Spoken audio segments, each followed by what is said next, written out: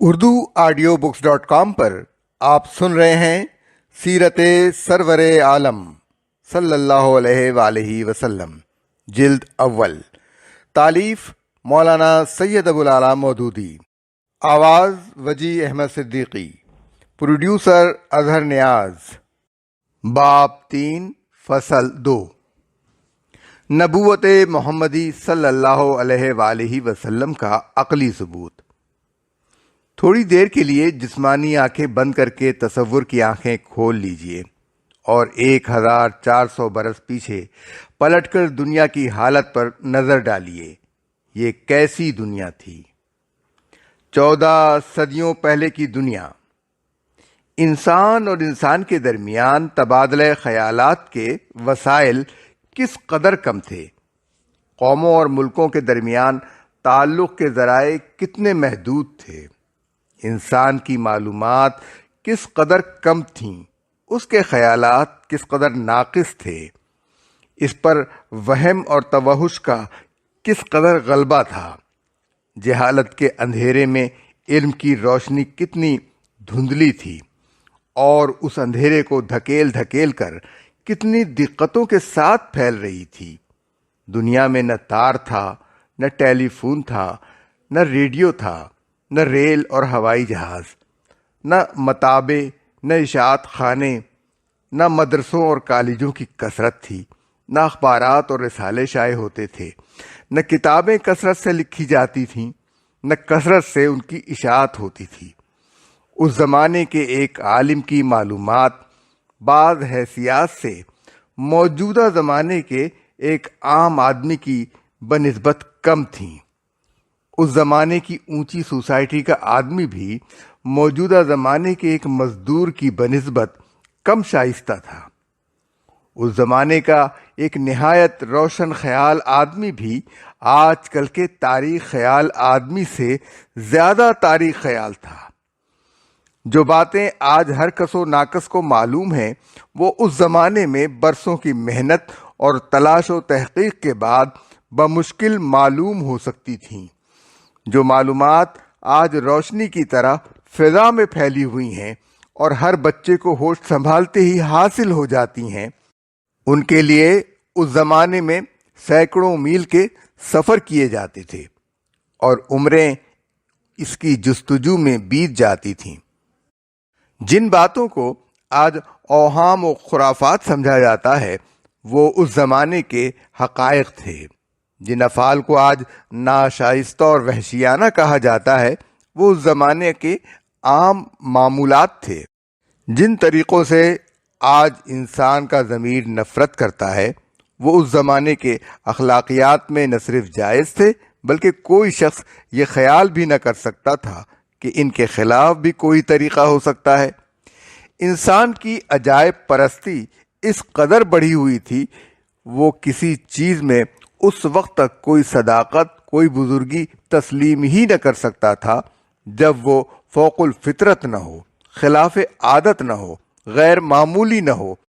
حتیٰ کہ انسان خود اپنے آپ کو اس قدر ذلیل سمجھتا تھا کہ کسی انسان کا خدا رسیدہ ہونا یا کسی خدا رسیدہ کا انسان ہونا اس کے تصور کی رسائی سے بہت دور تھا۔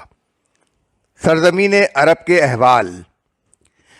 اس تاریک دور میں زمین کا ایک گوشہ ایسا تھا جہاں تاریکی کا تصرف اور بھی زیادہ بڑھا ہوا تھا۔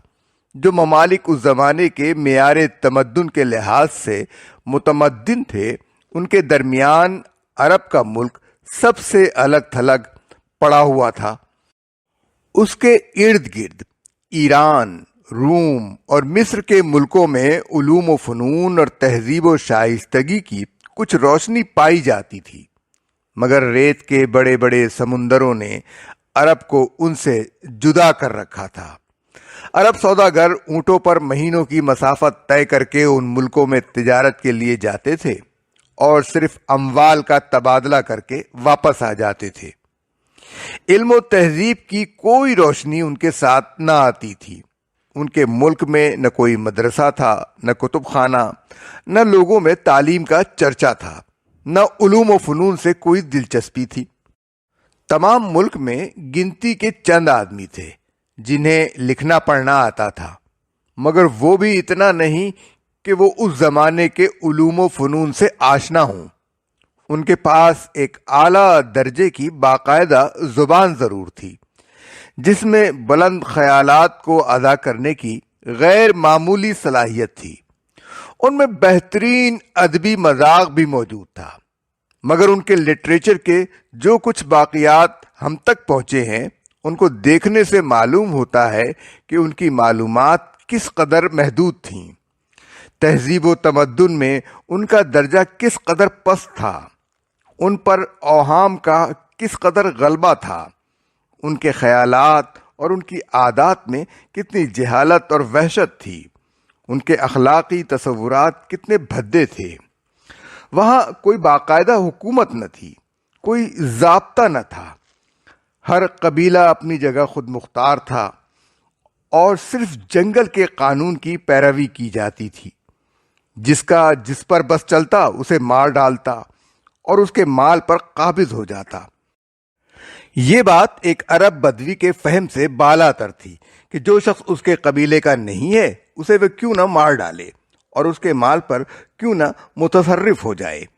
अखलाक व तहजीब व शाइस्तगी के जो कुछ भी तसव्वुरात उन लोगों में थे वो नहायत अदना और सख्त नातराशीदा थे।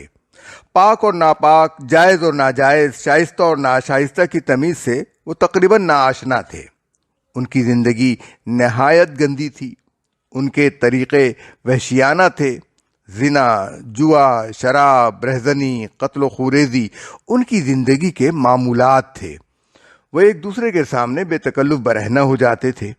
उनकी औरतें तक नंगी होकर काबे का तवाफ करती थीं। वो अपनी लड़कियों को अपने हाथों जिंदा दफन कर देते थे, महज इस जाहिलाना ख्याल की बिना पर कि कोई उनका दामाद न बने। वो अपने बापों के मरने के बाद अपनी सौतेली माओं से निकाह कर लेते थे। उन्हें खाने और लिबास और तहारत के मामूली आदाब तक मालूम न थे। मजहब के बाब में वो उन तमाम जहालतों और जलालतों के हिस्सेदार थे जिनमें उस जमाने की दुनिया मुब्तला थी। बुत परस्ती, अरवाह परस्ती, कवाकिब परस्ती, गरज एक खुदा की परस्तिश के सिवा उस वक्त दुनिया में जितनी परस्तियां पाई जाती थीं वो सब उनमें राइज थीं।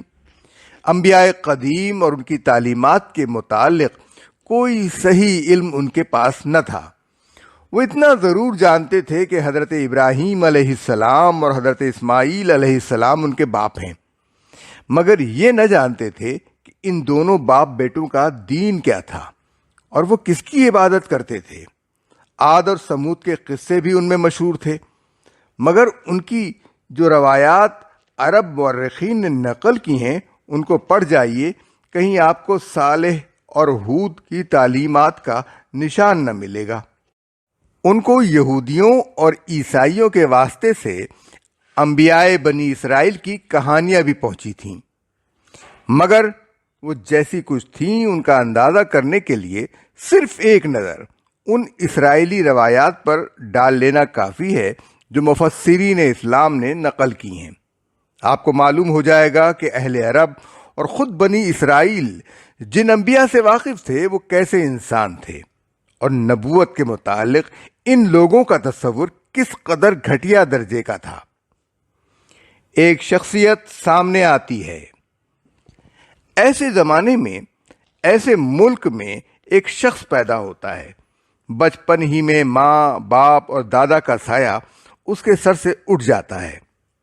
इसलिए इस गई गुजरी हालत में एक अरब बच्चे को जो थोड़ी बहुत तरबियत मिल सकती थी वो भी उसको नहीं मिलती। होश संभालता है तो बदवी लड़कों के साथ बकरियां चराने लगता है। जवान होता है तो सौदागरी में लग जाता है। उठना, बैठना, मिलना जुलना सब कुछ इन्हीं अरबों के साथ है जिनका हाल आपको पहले बता दिया गया है। तालीम का नाम तक नहीं, हत्ता कि पढ़ना लिखना तक नहीं आता। किसी आलिम की सोहबत भी मुयस्सर न हुई कि आलिम का वजूद उस वक्त तमाम अरब में कहीं न था। چند مرتبہ اسے عرب سے باہر قدم نکالنے کا اتفاق ضرور ہوا، مگر یہ سفر صرف شام کے علاقے تک تھے، اور ویسے ہی تجارتی سفر تھے جیسے اس زمانے میں عرب کے تجارتی قافلے کیا کرتے تھے۔ بالفرض اگر ان اسفار کے دوران میں اس نے کچھ آثار علم و تہذیب کا مشاہدہ کیا اور کچھ اہل علم سے ملاقات کا اتفاق بھی ہوا، تو ظاہر ہے کہ ایسے منتشر مشاہدات اور ایسی ہنگامی ملاقاتوں سے کسی انسان کی سیرت نہیں بن جاتی۔ ان کا اثر کسی شخص پر اتنا زبردست نہیں ہو سکتا کہ وہ اپنے ماحول سے بالکل آزاد، بالکل مختلف اور اتنا بلند ہو جائے کہ اس میں اور اس کے ماحول میں کچھ نسبت ہی نہ رہے۔ ان سے ایسا علم حاصل ہونا ممکن نہیں ہے جو ایک ان پڑھ بدوی کو ایک ملک کا نہیں، تمام دنیا کا، اور ایک زمانے کا نہیں، تمام زمانوں کا لیڈر بنا دے۔ اگر کسی درجے میں اس نے باہر کے لوگوں سے علمی استفادہ کیا بھی، تو جو معلومات اس وقت دنیا میں کسی کو حاصل ہی نہ تھیں، مذہب، اخلاق، تہذیب اور تمدن کے جو تصورات اور اصول اس وقت دنیا میں کہیں موجود ہی نہ تھے، انسانی سیرت کے جو نمونے اس وقت کہیں پائے ہی نہ جاتے تھے، ان کے حصول کا کوئی ذریعہ نہیں ہو سکتا تھا۔ اس کا کردار صرف عرب ہی کا نہیں، دنیا کا ماحول پیش نظر رکھیے اور دیکھیے۔ یہ شخص جن لوگوں میں پیدا ہوا، جن میں بچپن گزارا، جن کے ساتھ پل کر جوان ہوا، جن سے اس کا میل جول رہا، جن سے اس کے معاملات رہے، ابتدا ہی سے عادات میں، اخلاق میں وہ ان سب سے مختلف نظر آتا ہے۔ وہ کبھی جھوٹ نہیں بولتا، اس کی صداقت پر اس کی ساری قوم گواہی دیتی ہے۔ اس کے بدترین دشمن نے کبھی اس پر یہ الزام نہیں لگایا کہ اس نے فلاں موقع پر جھوٹ بولا تھا۔ وہ کسی سے بد کلامی نہیں کرتا، کسی نے اس کی زبان سے کبھی گالی یا کوئی فحش بات نہیں سنی۔ وہ لوگوں سے ہر قسم کے معاملات کرتا ہے، مگر کبھی کسی سے تلخ کلامی اور تو میں کی نوبت ہی نہیں آتی۔ اس کی زبان میں سختی کے بجائے شیرینی ہے، اور وہ بھی ایسی کہ جو اس سے ملتا ہے گرویدہ ہو جاتا ہے۔ وہ کسی سے بدمعاملگی نہیں کرتا، کسی کی حق تلفی نہیں کرتا، برسوں سوداگری کا پیشہ کرنے کے باوجود کسی کا ایک پیسہ بھی ناجائز طریقے سے نہیں لیتا۔ جن لوگوں سے اس کے معاملات پیش آئے ہیں، وہ سب اس کی ایمانداری پر کامل بھروسہ رکھتے ہیں۔ ساری قوم اس کو امین کہتی ہے۔ دشمن تک اپنے قیمتی مال اس کے پاس رکھواتے ہیں، اور وہ ان کی بھی حفاظت کرتا ہے۔ بے حیا لوگوں کے درمیان وہ ایسا حیادار ہے کہ ہوش سنبھالنے کے بعد کسی نے اس کو برہنہ نہیں دیکھا۔ بد اخلاقوں کے درمیان وہ ایسا پاکیزہ اخلاق ہے کہ کسی بدکاری میں مبتلا نہیں ہوتا، شراب اور جوے کو ہاتھ تک نہیں لگاتا۔ ناشائستہ لوگوں کے درمیان وہ ایسا شائستہ ہے کہ ہر بدتمیزی اور گندگی سے نفرت کرتا ہے، اور اس کے ہر کام میں پاکیزگی اور ستھرائی پائی جاتی ہے۔ سنگ دلوں کے درمیان وہ ایسا نرم دل ہے کہ ہر ایک کے دکھ درد میں شریک ہوتا ہے، یتیموں اور بیواؤں کی مدد کرتا ہے، مسافروں کی میزبانی کرتا ہے، کسی کو اس سے دکھ نہیں پہنچتا، اور وہ دوسروں کی خاطر دکھ اٹھاتا ہے۔ وحشیوں کے درمیان وہ ایسا صلح پسند ہے کہ اپنی قوم میں فساد اور خوریزی کی گرم بازاری دیکھ کر اس کو اذیت ہوتی ہے، اپنے قبیلے کی لڑائیوں سے دامن بچاتا ہے، اور مصالحت کی کوششوں میں پیش رہتا ہے۔ بت پرستوں کے درمیان وہ ایسا سلیم الفطرت اور صحیح العقل ہے کہ زمین و آسمان میں کوئی چیز اسے پوجنے کے لائق نظر نہیں آتی۔ کسی مخلوق کے آگے اس کا سر نہیں جھکتا، بتوں کے چڑھاوے کا کھانا بھی وہ قبول نہیں کرتا۔ اس کا دل خود بخود شرک اور مخلوق پرستی سے نفرت کرتا ہے۔ اس ماحول میں یہ شخص ایسا ممتاز نظر آتا ہے جیسے گھٹا ٹوپ اندھیرے میں ایک شمع روشن ہے، یا پتھروں کے ڈھیر میں ایک ہیرا چمک رہا ہے۔ ذہنی اور روحانی تغیر۔ تقریباً 40 سال تک ایسی پاک صاف شریفانہ زندگی بسر کرنے کے بعد اس کی زندگی میں ایک انقلاب شروع ہوتا ہے۔ وہ اس تاریکی سے گھبرا اٹھتا ہے جو اس کے ہر طرف محیط نظر آ رہی تھی۔ وہ جہالت، بد اخلاقی، بد کرداری، بد نظمی، شرک اور بت پرستی کے اس ہولناک سمندر سے نکل جانا چاہتا ہے جو اسے گھیرے ہوئے تھا۔ اس ماحول میں اس کو کوئی چیز بھی اپنی طبیعت کے مناسب نظر نہیں آتی۔ وہ سب سے الگ ہو کر آبادی سے دور پہاڑوں کی صحبت میں جا جا کر بیٹھنے لگتا ہے۔ تنہائی اور سکون کے عالم میں کئی دن گزار دیتا ہے۔ روزے رکھ رکھ کر اپنی روح اور اپنے دل و دماغ کو اور زیادہ پاک صاف کرتا ہے۔ سوچتا ہے، غور و فکر کرتا ہے، کوئی ایسی روشنی ڈھونڈتا ہے جس سے وہ اس چاروں طرف چھائی ہوئی تاریکی کو دور کر دے۔